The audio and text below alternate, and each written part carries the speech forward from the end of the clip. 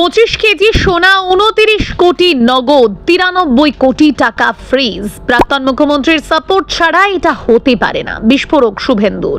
পাথর চক্রের তদন্তে 15,000 কোটি টাকার রাজস্ব ক্ষতির বিস্ফোরক দাবি। বীরভূমের পাথর চক্রে এমন কি মিলল? বীরভূমের পাথর ও খনিজ কারবার ঘিরে বড়সড় তদন্তে নেমেছে রাজ্য পুলিশ। আর সেই তদন্তেই সামনে আসছে একের পর এক চাঞ্চল্যকর তথ্য। কোটি কোটি টাকা নগদ, বিপুল পরিমাণ সোনা রূপো, ব্যাংক অ্যাকাউন্টে থাকা কোটি কোটি টাকা, দামি গাড়ি এবং কয়েকশো বিঘে জমির হদিশ, সব মিলিয়ে এই তদন্ত এখন রাজ্য রাজনীতিতেও ব্যাপক আলোড়ন তৈরি করেছে।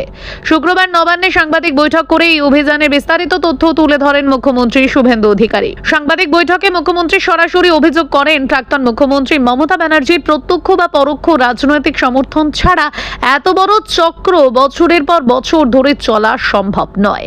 তার দাবি, অন্তত 5 থেকে 7 বছর ধরে বীরভূমের অবৈধ পাথর ও খনিজ কারবারের একটি সংগঠিত চক্র সক্রিয় ছিল।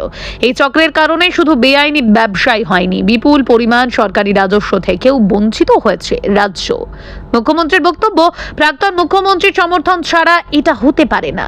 তার অভিযোগ, এত বড় একটি র্যাকেট দীর্ঘদিন ধরে চললে তার পেছনে রাজনৈতিক ও প্রশাসনিক প্রশ্রয় ছিল কিনা সেটিও তদন্ত করে দেখা প্রয়োজন। বৃহস্পতিবার বীরভূমে পুলিশের অভিযানে মিনার মণ্ডলের বাড়ি থেকে বিপুল পরিমাণ নগদ টাকা ও মূল্যবান ধাতু উদ্ধারের দাবি করা হয়েছে।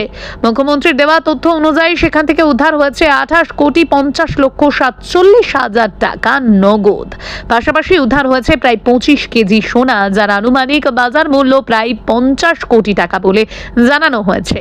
এছাড়াও বিভিন্ন ব্যাংক অ্যাকাউন্টে থাকা প্রায় 93 কোটি টাকা ফ্রিজ করা হয়েছে বলে দাবি মুখ্যমন্ত্রীর। উদ্ধার হয়েছে আরো 53 লক্ষ টাকা নগদ, 268 ভরি সোনা, 400 গ্রাম রূপো এবং 23 গ্রাম প্ল্যাটিনাম।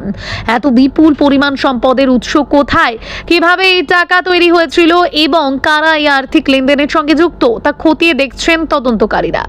অভিযানে শুধু টাকা বা সোনাই নয়, cash counting machine, computer, pen drive, CPU এবং একাধিক গুরুত্বপূর্ণ আর্থিক নথিও উদ্ধার হয়েছে।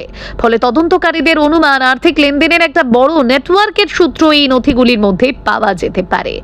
এই মামলায় মূল অভিযুক্ত হিসেবে উঠে এসেছে টুলু মণ্ডলের নাম।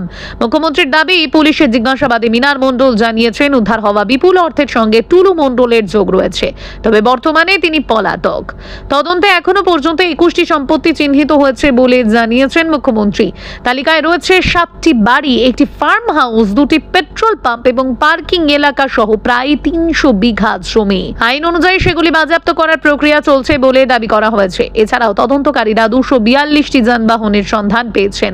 এর মধ্যে রয়েছে ট্রাক, ডাম্পার এবং অডি, বিএমডব্লিউর মতো দামি গাড়িও। আইনি প্রক্রিয়া সম্পূর্ণ হওয়ার পর সেগুলির বিষয়ে পরবর্তী পদক্ষেপ নেওয়া হবে। এই মামলায় পিনাকি দে, রাকিবুল ইসলাম সহ মোট 5 জনকে আটক করা হয়েছে বলে জানিয়েছেন মুখ্যমন্ত্রী।